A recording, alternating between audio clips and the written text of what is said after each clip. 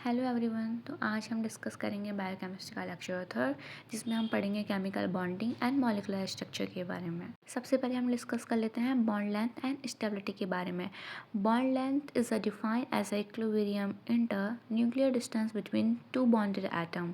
Stable bond form when the attraction force between two nuclei and atom and repulsion forces between two nuclei. जो attraction force होगा वो nuclei and electron के बीच में होगा, और जो रिपल्शन फोर्स होगा वो न्यूक्लियाई के बीच में होगा, are perfectly balance. At the specific distance the system achieve minimum potential energy and maximum stability.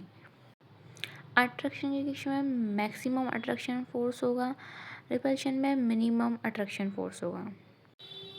Classification of covalent bond. 3 type के कोवेलेंट बॉन्ड होते हैं, सिंगल, डबल, ट्रिपल। सिंगल का एग्जांपल है हाइड्रोजन। हाइड्रोजन के केस में क्या है, H2 के केस में क्या है, सिंगल बॉन्ड है जिसमें एक सिग्मा बॉन्ड रहेगा, और यहाँ पे जो रोटेशन है वो इजीली रोटेशन पॉसिबल है। डबल बॉन्ड के केस में एक सिग्मा रहेगा, एक पाई बॉन्ड रहेगा, और यहाँ पे डबल बॉन्ड रहेंगे ऑक्सीजन के बीच में। ट्रिपल बॉन्ड में क्या है कि नाइट्रोजन के केस में ट्रिपल बॉन्ड रहेगा जिसमें एक सिग्मा रहेगा, 2 पाई बॉन्ड रहेंगे, और यहाँ पे जो रोटेशन है वो पॉसिबल नहीं है।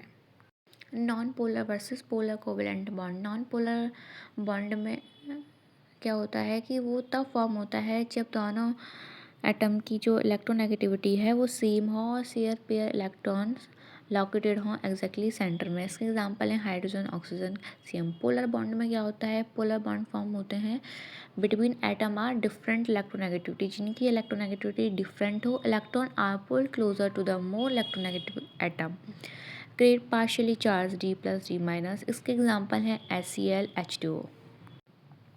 Dipole movement. Dipole movement expresses the degree of polarity in a molecules. It is defined as the product of magnitude of the charge E and distance D between the center of the positive and negative charge, musical to E naught E into D. Water H2 has a permanent dipole because oxygen has a significantly more electronegative than hydrogen.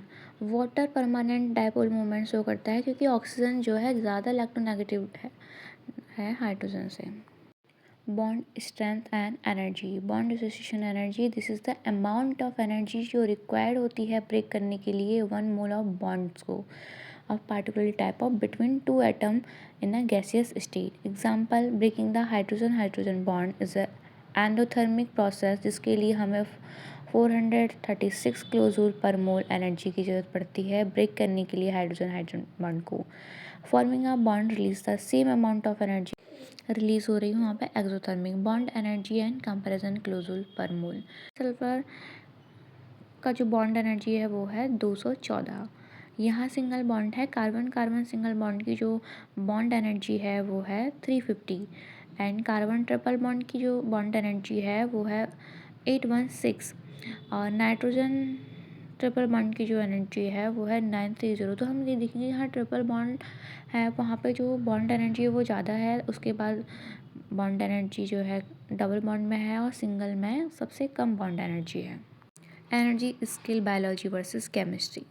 Average thermal energy जो रहेगी वो 2.5 kilojoule, non covalent bond -20 kilojoule, ATP hydrolyse 30 kilojoule, carbon carbon bond glucose 350 kilojoule. Covalent bond provide the stable structure backbone of life for escalating thermal noise. Balance. Bond form at the precise distance when attractive and repulsion force balance. Polarity, electronegativity difference create the dipole and crucials for interaction like hydrogen bonding strength. Covalent bond are high energy interaction that ensure molecular stability. Okay guys, I hope आपको सब कुछ समझ में आया होगा।